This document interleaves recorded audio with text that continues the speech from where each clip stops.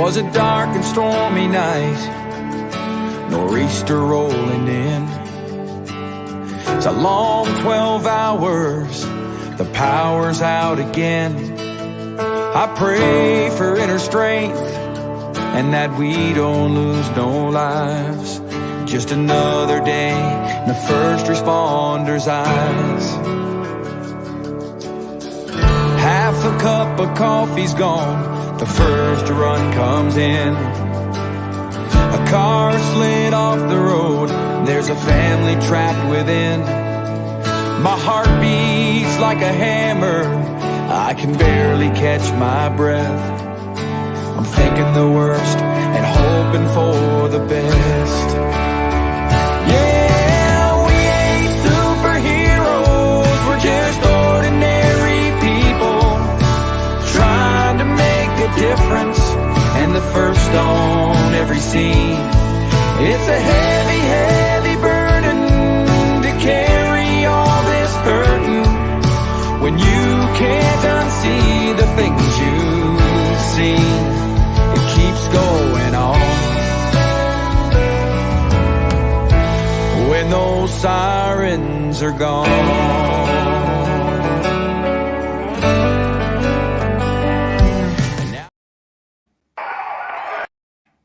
Oops. Hey, everybody. Welcome to another award-winning Mad Radio with John and Sam.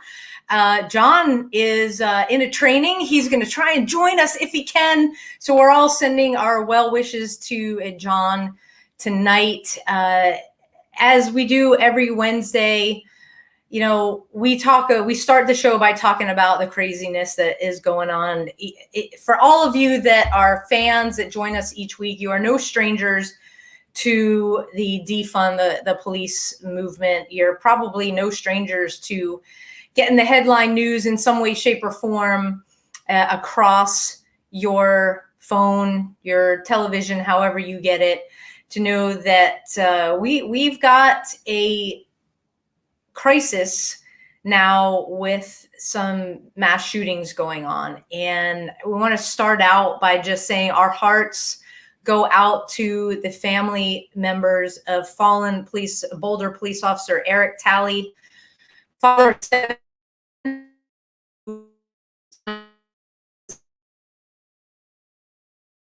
and responded to the mass shooting in his town. And you know, we're hoping that everything works out. The community is coming together. So we just thank Officer Talley for paying the ultimate price in the line of duty. We're thinking about the department. We're thinking about his family. We're thinking about his children. And yeah, all the prayers and blessings. So yeah, that's kind of a heavy way to start the show. We're going to get right into it because you all know from watching the show when we were in an actual radio station and our opening, our closing, that we are partners with a fantastic organization called Blue H.E.L.P. And what they are is a clearinghouse for where departments can report suicides directly to Blue H.E.L.P. They are masters at keeping statistics, an unfortunate statistic, but their work is so vital to the law enforcement first responder community because we can go to Blue H.E.L.P. at any time, pull up the stats or reach out to the staff and get some help, get some assistance. And they're expanding their role.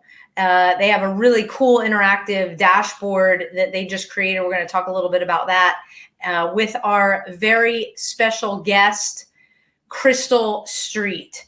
Now, Crystal is the eldest daughter of 18-year veteran of the LA Police Department, Sergeant Israel Sonny Medina, a hero of the North Hollywood Bank shootout, who passed away by suicide on February 15th of 2000. She blends her personal struggles, formal education, and professionalism with her own passion to first responders as an advocate to stopping the stigma concerning law enforcement and first responder mental health. Crystal has obtained several degrees, including an associate degree in administration of justice and a bachelor's degree in criminal justice. Crystal possesses numerous certifications, including ENP, Emergency Number Professional, from the National Emergency Number Association. She brings nearly 2 decades of public safety experience and crisis management. Crystal is the wife of a Marine veteran and former deputy sheriff who suffers from post-traumatic stress injury. She's a mother of 3 and a public safety answering points manager, 911 operations director for a police department in Texas. Crystal, welcome to the show. Thank you. Thank you. Good to be here. Yeah. So I started out saying how Mad Radio, it's been a day. So, I know. that Blue H.E.L.P has, done a phenomenal job over the years collecting, the suicides statistics and analysis of law enforcement suicides. Grim task, but great rewards have come out of it. And recently, they've expanded into Texas, where you are now the volunteer coordinator for I want to say it. You guys have been on the show so many times for Blue H.E.L.P. Texas. Sam, it's called Blue H.E.L.P. Texas. You're all wearing blue. Blue H.E.L.P. Texas. So my apologies. Okay. Yeah, tell us about the expansion to Texas, and then we'll talk about your hero dad and my personal relationship to that shooting. Well, I'm a state representative for the state of Texas for Blue H.E.L.P. Blue H.E.L.P has done a phenomenal job across the United States, that we are now trying to target states who need the most help. I'm 1/6 of 6 state representatives, and I'm going to be on the ground to help assist with more awareness, more in-depth, walks, spreading awareness, being able to do more with our families here in state, and assisting other people. Luckily, I've been with Blue H.E.L.P. long enough that I can kind of say that I've been there from their beginning, and I'm grateful that they've chosen me to be able to help other people who are going like or similar situations that I've dealt with, and I can kind of assist. I think our biggest goal right now is to get that awareness that we have spread out. We're targeting, and each wonderful state that's been chosen is going to be their stepping stones on how we're going to track and be able to assist other families and build that relationships with not only our families, but our departments. Yeah. And speaking of using your experience, you, me, and John are not, distanced by any means to the personal struggles, to all the bad stuff that's going on a daily basis. You have been incredible through all of this. Your public speaking, you're bringing awareness. Your dad, and I spent a lot of the afternoon reading about him. He received the Medal of Valor from the LAPD. He was like the first officer on the scene as the suspect is pulling away from the bank in the North Hollywood bank shootout. So if you guys watching are not familiar with the North Hollywood bank shootout, first of all, the videos are heart-wrenching. But this, like a lot of police incidents, but this one in particular changed the way we did policing when it came to responding to an incident like this, where body armor was detected, high caliber weaponry was detected by perpetrators. So for those of you who don't remember, it was 1997, and 2 subjects, both are dead. They go in, decide to rob a Bank of America downtown LA, and They come out and the shooting starts. The police pull up and realize they are outgunned, because at that time, patrol officers, you know, not some of them still had their revolvers. Yep. You know, they weren't fully integrated into the semi-auto world yet, and you're not gonna do much when you're going up against perpetrators with massive firepower. I think the first wave of firepower was more than 1,000 rounds shot at the police. And there were 11 police officers that were wounded. And luckily, you know, SWAT comes with more high-powered weapons. They take out the subjects, but your dad was right there when, and you can see this on video, when the one subject who, like I said, eventually died at the scene of his wounds, he tries to get into another vehicle. But that person that he carjacked luckily had a kill switch and had the presence enough to hit that kill switch. So we move the shootout like down the street. We're in a residential area, and your dad, like I said, is right there. And you're 7. How old are you at this point? I'm 36 now. Right. My youngest sister was 7. Okay. We didn't know what was going on. We knew that the North Hollywood bank shootout was out there. We didn't know that my dad was physically there until we watched the press conferences, just like everybody else across the world. And we see my dad as the LAPD spokesperson. He's talking about how LAPD was outnumbered, how they had semi-automatics, and that this was probably going to change the world forever, just based on our weaponry. It was a 44-minute gun shootout. Luckily, my dad was there at the second set of the scene, as we call it. He was able to at least stop him at an angle where SWAT was able to intervene. That led to my dad getting a lot of criticism based on the events that happened. Unfortunately, both of the suspects died, and we kind of seen his behavior start to change there.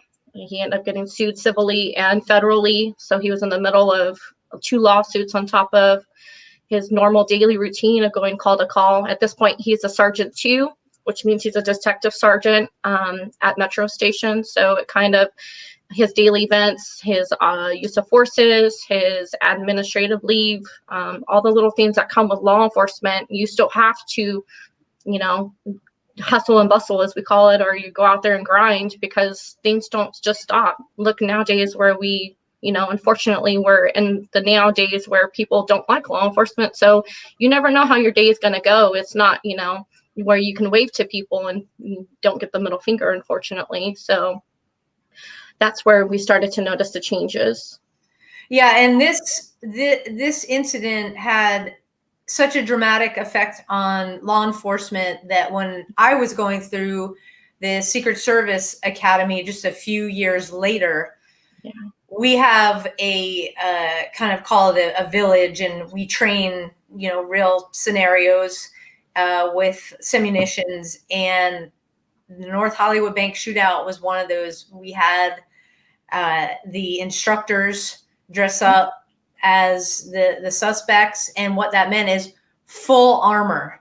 That was unheard of in police, to deal with suspects or subjects that were fully armored, and to the point where only their rear ends were without the armor.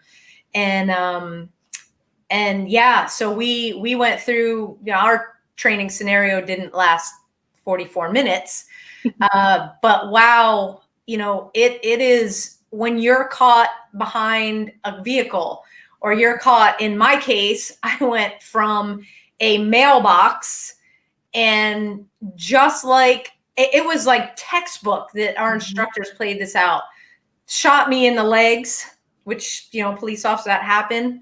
I tried to make it to a planter. That big cement planter didn't make it. Then my partners were behind a vehicle. The instructors were shooting the vehicle to pieces. And yeah, it it is real. So that training scenario and the building entries we did left an impression. Okay.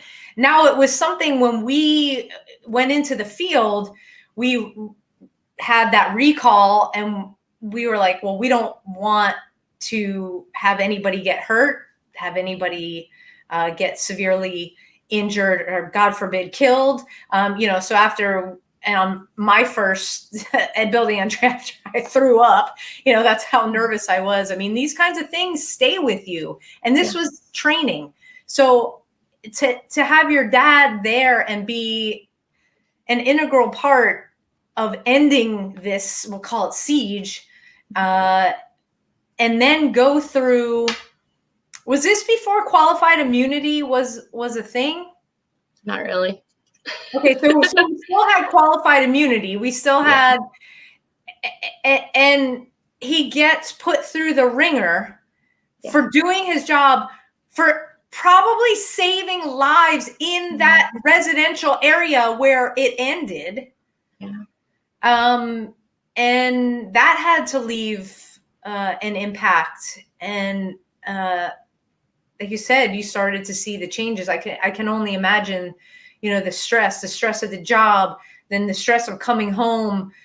There was, don't turn on the news, don't turn on the radio, don't turn on the TV, because there's your dad. Yeah. We didn't really ever talk about major events that happened, and that's probably our own fault, because he kept everything inside. Unfortunately back then it was kind of whatever happened stayed within the department. We don't talk about what happened. It's kind of unheard of anybody asking for help. Graciously, that department has now grown up where they have a whole department of psychologists and stuff that are able to help those officers. So you have a bunch of officers who are now involved in a major incident, a critical incident, and they don't have anybody to turn to. They don't know where to go. They end up falling into drugs and alcohol. Unfortunately, my dad is just one of those, and he's one of 3 that actually committed suicide after that event, who have passed away due to suicide. Yeah, take us through that. How old were you? I was 15. I was sophomore in high school. I was actually in social studies, and I got called to the office, and I was told that my mom was waiting outside, and she took me home. And there was a Los Angeles police officer, captain, and a sergeant waiting at the house for us. We got notified that he didn't show up to court. They did a welfare check on his house, and they ended up finding him. Now, a lot of the suicides in law enforcement, because we have guns, your interactive dashboard actually breaks it down. Yes. More and more, we're seeing that we still have the firearm at play, but we're seeing addiction to prescription drugs kind of play in. That, correct me if I'm wrong, but that was a big thing with what happened with your dad. There was an injury, correct, right? Yes, he was reassigned after North Hollywood to the posse. His horse partner ended up tearing his rotating cuff, so he had to have major surgery. So he was out. He was put on heavy narcotics, and he ended up getting, unfortunately, addicted to them.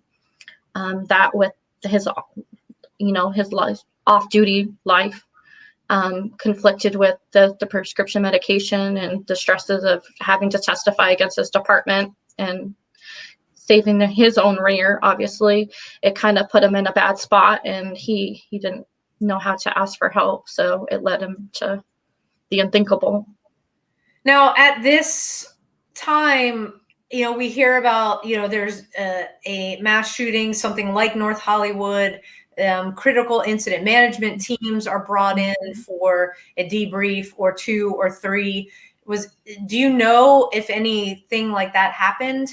Unfortunately, like I said, my dad didn't talk, so it's not something that nowadays I can say, unfortunately, that's where we lead to. But back then I was so little, we didn't talk about it. Sure. And in my research and reading a little bit more of the background, so this was happened in 1997. It wasn't until 2008 when the LAPD saw lots more death by suicide. Correct. In the department. Did the chief finally say we need to do something?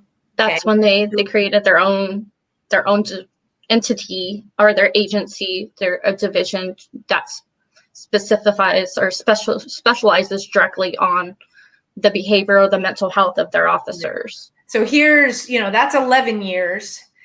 Now here we are in 2021. Okay, the statistics, they didn't get better despite now I will say the LAPD for a couple of years did great as a department. Their rates came down, but 2019 was like, whoa. I mean, that was across the board. If you were a large inner city department, you were touched by officers completing suicide. And what do you think is going on? And obviously I'm asking you to speculate. Unfortunately, I can't speculate. I'm a first responder myself. I work with officers daily. I get to hear and see the stuff that they get to go out and see and adventure. Unfortunately, the now atmosphere that we have of, people not liking law enforcement, you have active shooters, in counties that are, I would like to say that we train for it, but we don't train for it. You never know what's going to happen on your shift. They go call to call. If you're lucky, you're able to go take a break in between calls, but unless you have a debrief or a critical incident, you don't get that downwind of, okay, I can breathe. They see the worst of the worst, they hear the worst of the worst, and they have to deal with the worst of the worst. Yeah, and I want to go into what you do. We've had dispatchers on before. Hey, if you're just tuning in, like, dispatchers are first responders. Yeah. Critical need for you all to have the brain health, a program or somewhere where you can go to talk, because unlike law enforcement officers, you guys tell them where to go. They show up on scene, they're talking to you on the radio, and a lot of the times there's no closure for y'all. No. So you something bad is happening, and then it's like on to the next thing. That has to take its toll. It does. Our burnout rate. How do you, Crystal, personally deal with that? It wasn't easy. There's times where you go call to call. We don't have that chance where we get to drive. You're picking up a phone in the middle of another major incident, and we're humans just like officers, and unfortunately like our citizens. And so your biggest outlet are going to be the people around you outside of work. Sometimes it's the people that you actually work with that understand a little more of, I don't want to answer the phone. I don't want to pick up the phone. I'm sorry. I'm sorry that you feel that I'm ignoring you. That's not the case at all. There's also times where you just need to regroup.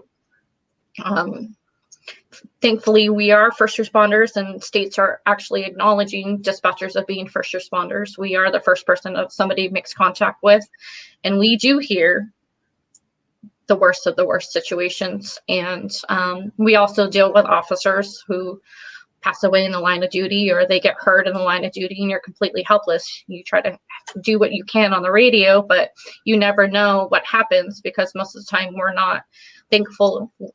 Most agencies nowadays can include us in a debrief, but back, when I first started, that was not the case at all. Whereas most agencies, thankfully, are starting to include us. They're starting to ask if we need help. Is there something that they can do, where if something does happen, you're able to get that help. Sure. And I think that's probably why I'm able to actually talk about it 21 years later, where I'm not crying and a complete mess. Yeah, well, like I said, I mean, we all use the worst of our worst situations to do better, to let people know they're not alone. We've been there. Don't give up, and that they do have an outlet. So everything that you went through, seeing the changes in your dad. You're a teenager. I mean, it doesn't matter how old you are as a kid, they see. I mean, my son, you know, sometimes he opens his mouth. It's the good, bad, the ugly that I said. I was like, oh my gosh, here we go. Oh, yeah. So you and your sister saw the changes. You experienced kind of the I'll call it backslide, you know, him having to have this massive surgery and everything. And then him taking going through a divorce. Yeah, going through a divorce and taking his life. You know, the statistics in law enforcement are still really bad for divorce. What made you decide to go into what you're doing with dispatch, into law enforcement, and be immersed in, I mean, like your dad's world, you know? Yeah.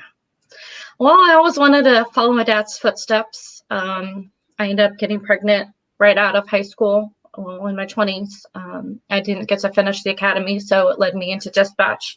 Thankfully, that I knew that was my calling. I was great at it, still great at it. I like to work in the trenches, even though I'm a supervisor position. They also need heroes. They also need somebody that they can confide in and that can make sure that they arrive to where they're going safely.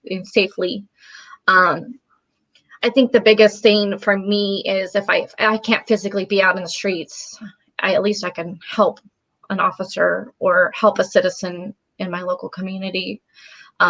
It's kind of in my calling, and that's where it led me to Blue H.E.L.P, thankfully. Like I said, I married a deputy sheriff who struggles with PTSI. So I know firsthand. Like I said, it took me lots of counseling where I can actually talk to you and not be a complete mess. And I think the biggest thing is the struggles that officers deal with. They're superheroes. They don't have to ask for help, but people forget that they're human beings. They have feelings. They don't know how to cope with what they see. Unfortunately, it's not the greatest. And so it kind of leads me of, if I can't be on the streets, this is the second greatest thing that I can do. I'm a voice, I'm an unsung hero. And if I can at least be in some way, either in my personal life with Blue H.E.L.P or behind a mic, then I've done my piece in the world. That's awesome. That's awesome. Hey, you guys, the comments are open. So we have a lot of people that are saying hello to Crystal, Sally, and Karen, and Karina. And I'll just say my mom, and who else is my out mom's there? in there. And it's awesome. So you've got some a big cheerleading troop with you. We got Shannon, 3 blue hearts, love it. So if you guys have questions, go ahead and post them in the comment stream, and I'll make sure to get to the questions. So you have a unique perspective. You're in the trenches. Your work with Blue H.E.L.P, wanting to let the officers, the law enforcement, your dispatch know that there is help out there. We are still up against a wall with this stigma, number one, and defund the police, number two, is putting so much pressure on the police officers. I mean, all of the PhDs, the psychotherapists, the therapists, everybody that has letters behind their name that we're working with are saying that the current climate, rather than one incident, is what is causing the massive stress, post-traumatic stress.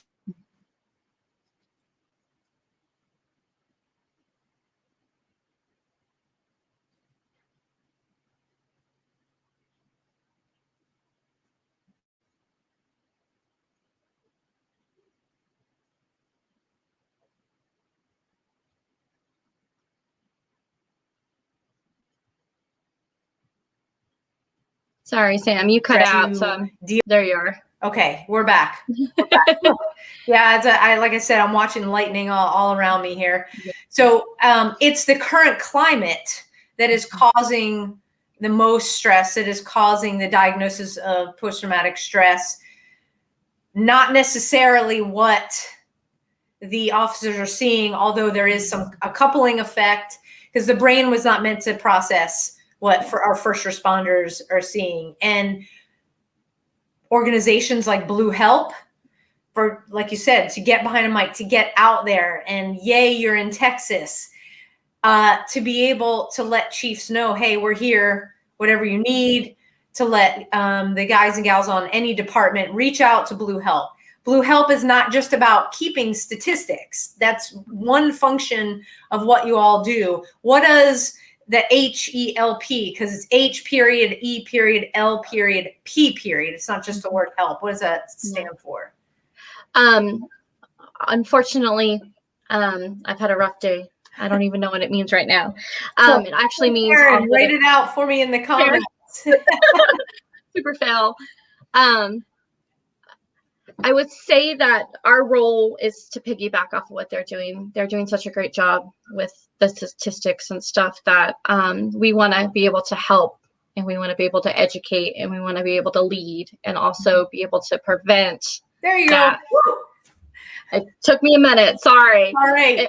Got it, girl. To help and prevent this from happening. And nowadays it's just kind of a matter of not stick it through, but understand that we know what they're going through, and being on both sides that can kind of help families that are also seeing that digression of mental health, not just for the law enforcement officer itself, but the families. Yeah, and talk about the family, because as you said, you had a little one before you had to not finish the academy, but you have 3 now. You're married to an officer that suffers from post-traumatic stress injury. Thank you for being open with that, and it's in the bio and his stuff, so it's not like we're not outing him. Just people, just calm down. He knows. Yeah, I just want to let everybody know, transparent. It was cool. How do you talk to your kids? How do you bring them and include them in the conversation? Because we cannot continue as law enforcement officers to not talk to our families and others. At the very beginning, when I first started my adventure with Blue H.E.L.P, I kind of kept them, they're still young, unfortunately. So they know Papa's passed away. They don't know how. Wasn't until just recently when I attended the Heroes Bridge Memorial and the walk that they actually got to adventure and be able to see my youngest, or my middle, is at an age where he's starting to understand. Eventually I'm going to have that conversation with them. It just hasn't been, they're still young, so they don't understand. Including your kids from when I remember being younger. We don't need to hear what's going on in the news. It'd be great to understand how Daddy's feeling, or Daddy doesn't want to make contact with you. And right now, as soon as he gets home, he wants to be able to take a breath and relax before you want him to play. Being open and transparent with your kids is probably one of the biggest and hardest things that you're going to have to deal with, especially during a hard shift, or when you're not coming home for 18 to 24 hours because you're stuck on scene, or you're waiting for homicide to interview, or internal affairs. So kind of breaking down that communication, and then trying to get your kids to understand that your job's not great and rainbowy and deal with unicorns all day. Unfortunately, they deal with the worst of the worst people. And they are humans, where they have to take that time to come back to being normal, understand that, okay, I'm in my safe zone. My house is my safe zone. My kids are my safe zone. So eventually, like I said, I'm going to have that conversation with my kids, but it would have been great when I was a teenager and when I was younger to be able to understand that, okay, now it makes sense. Yeah. Yeah. We met at the Heroes Memorial Bridge event, and let's talk a little bit about what is going on in my town, Rockwall, Texas, because you all have been instrumental. We had a gala that night, and raising money to eventually break ground. As I understand, things are moving forward to that point for a Heroes Memorial Park. Is that the official, what it's going to be Karen, called? is that the official? I mean, we have the Heroes Memorial Bridge, which we got that changed. It was just the 66 bridge. Now it's so awesome because I drive over that bridge almost every day. You're actually so there's a monument that's going to be erected. This beautiful, a beautiful monument. You are the dispatcher, so your likeness will be memorialized in this park. And so we have police, we have fire, we have EMS, and dispatch. Forces. We have armed forces as well.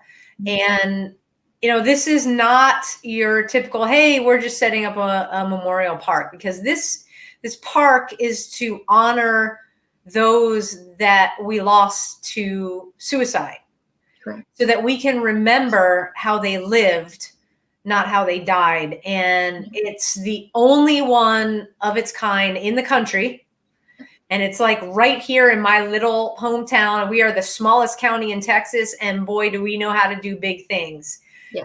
You all stepped forward when Third Watch Law Enforcement Motorcycle Club, along with John, my co-host. It was a no-brainer. And what you all have been doing to further the education part, to really lead in that, so that families can come from wherever and they can remember their loved ones is key.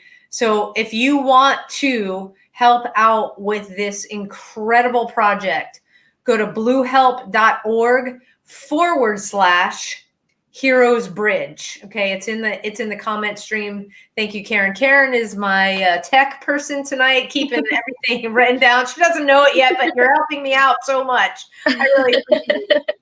So so that's bluehelp.org/Heroes Bridge. And we're going to have another event. It's my understanding either this year, because things have relaxed a little bit in as far as COVID in Texas. But so let's talk about the dashboard. This is something that just rolled out. I got the email today, so I'm like, oh, let's talk to Crystal about this. If you would go on to Facebook, you would see the statistics and everything. Then you could go on your webpage, the bluehelp.org webpage. You would see the statistics. This interactive dashboard, this is what the research part of it is for you. So for those departments that choose to report with you all, and so we all know, unfortunately, that number of suicides is low. There are more. Departments don't out of fear for public stigma or whatever it is, they choose not to.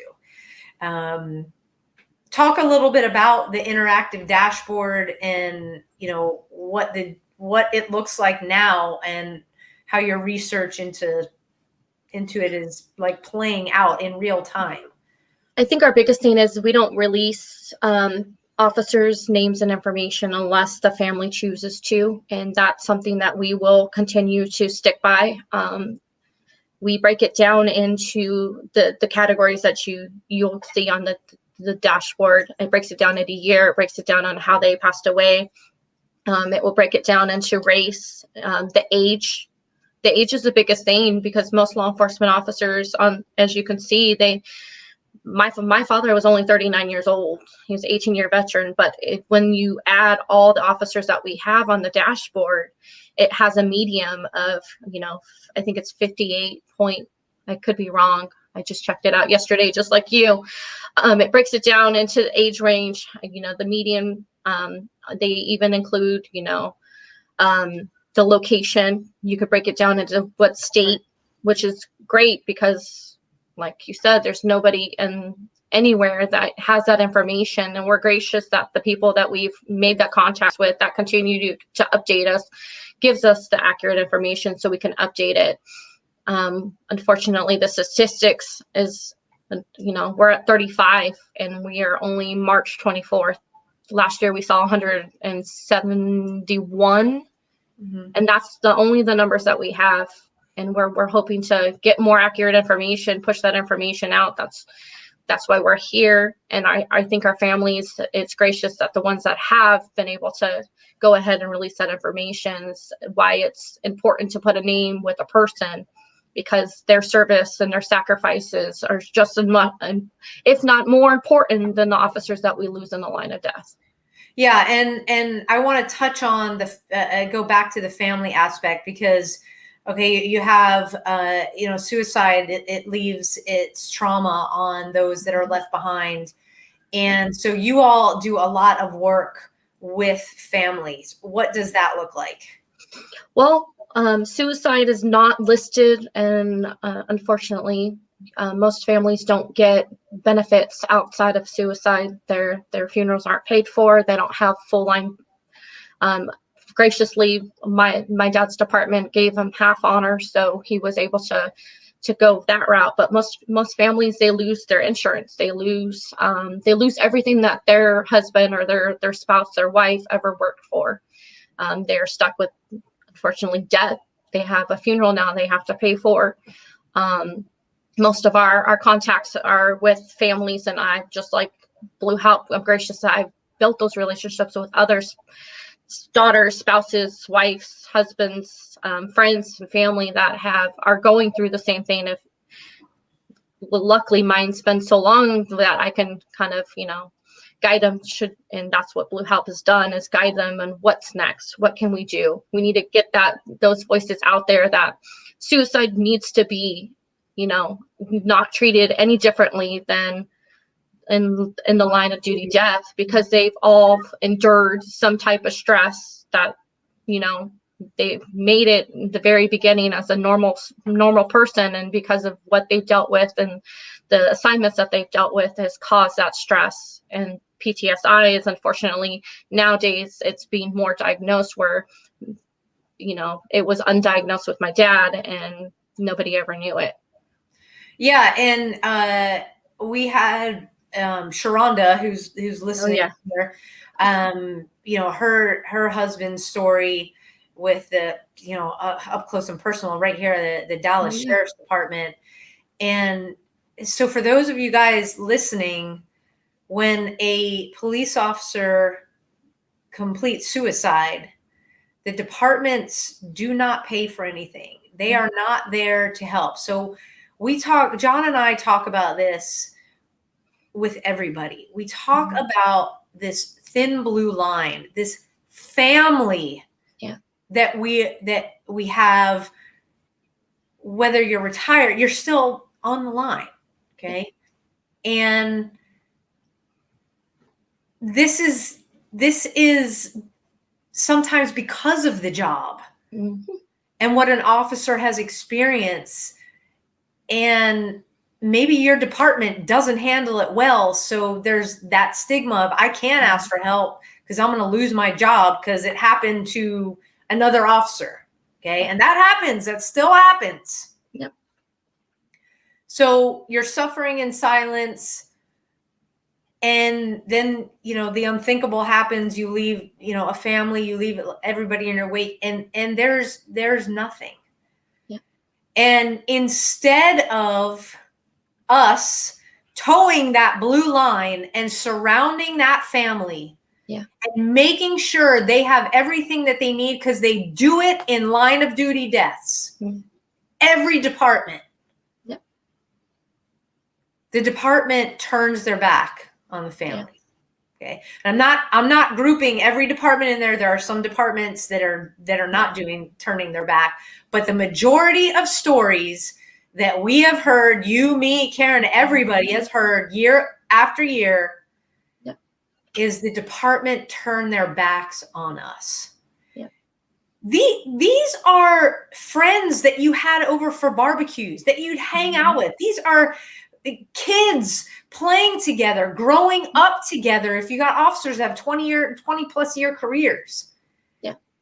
And then poof. Everything disappears. That's not normal, folks. You wouldn't do it to your own family.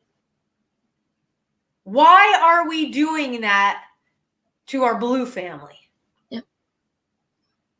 And it is something that just boggles my mind, because the easiest thing to do, look, no chief wants to be going back to the North Hollywood bank shootout. I'm pretty sure the chief, your dad, the lieutenants did not want to be put in the position that they were put in, the lawsuits, the civil suits, everything like that. Nobody wants that, okay?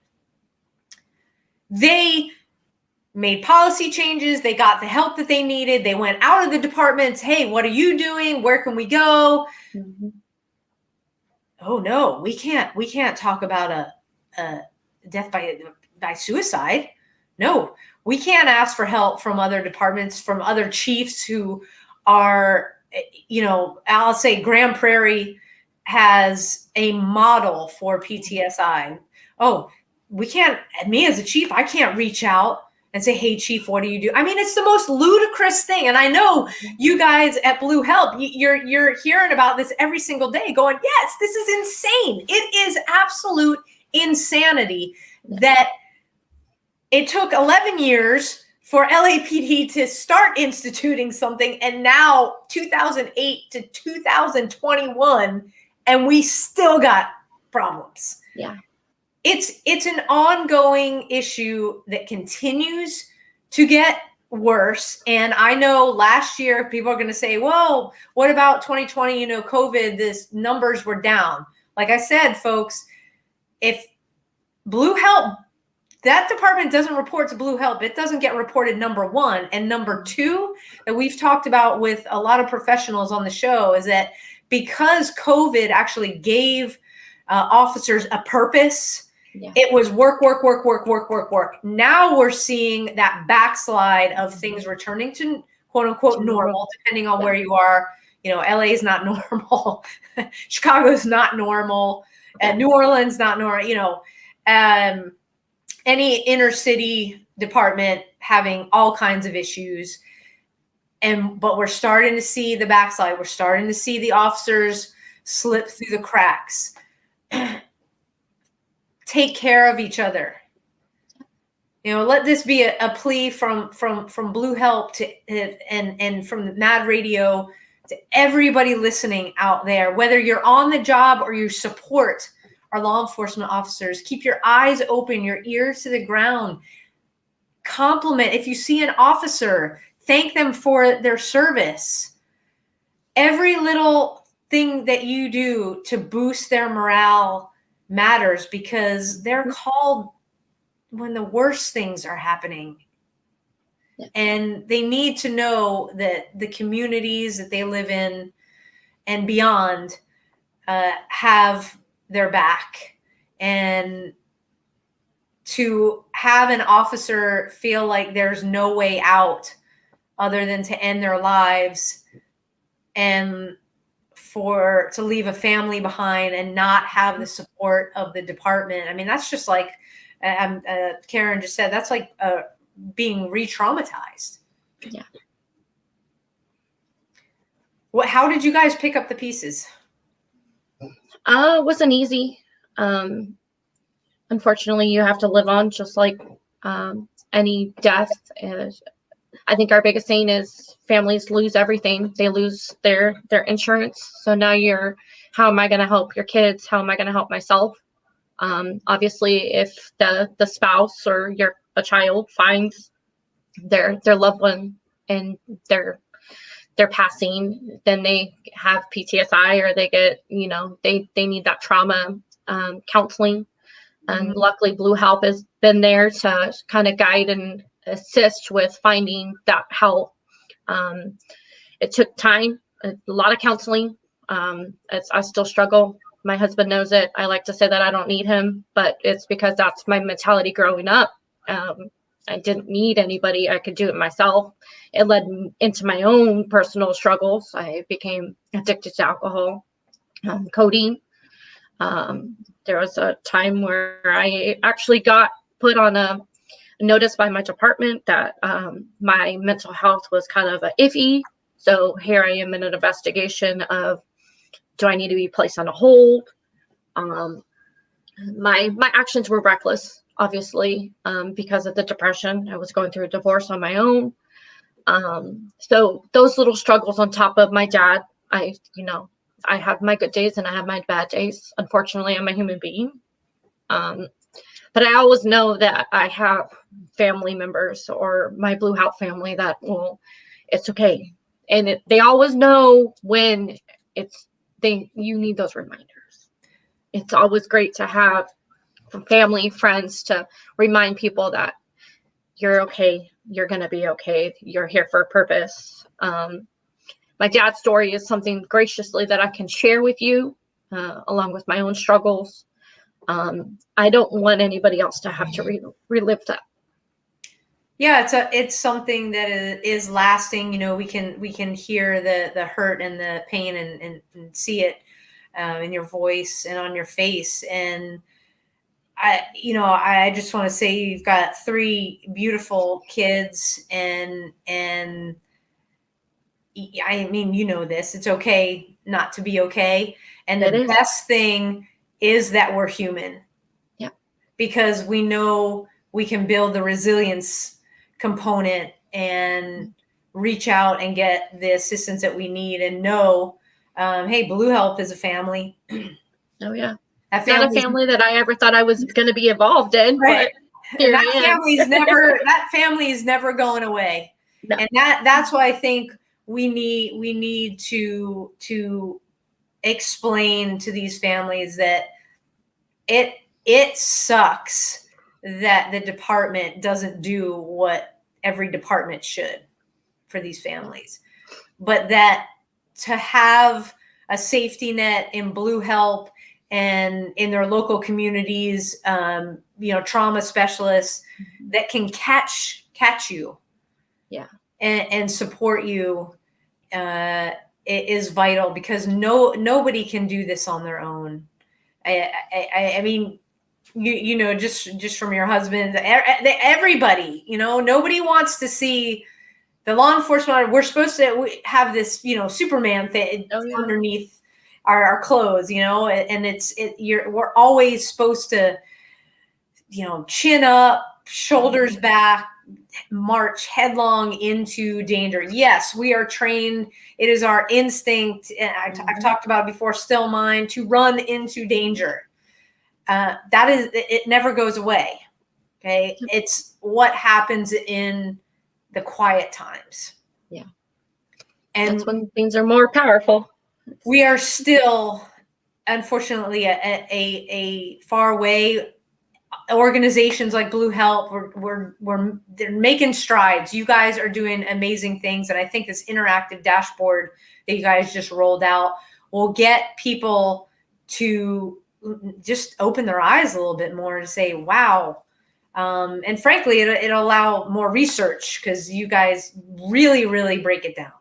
Yes. And you also include retirees in that number, because like I said, the Blue Line family, you don't ever leave it just because you retire. No. Nope. And we have retirees, they go an entire career. And we're talking not 25 years. I mean, in Texas, I have met people that have been in law enforcement for 40 plus years.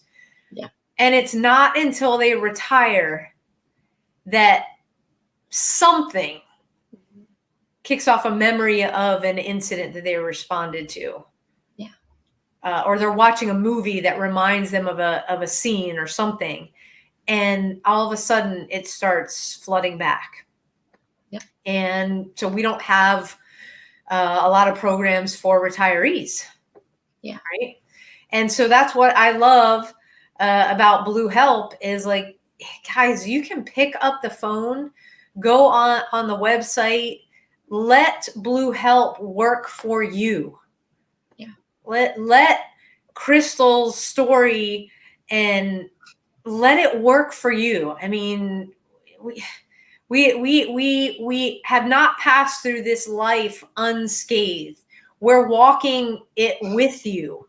Yeah. And we want you to know that you're not alone in this. You don't have to be alone. You shouldn't be alone.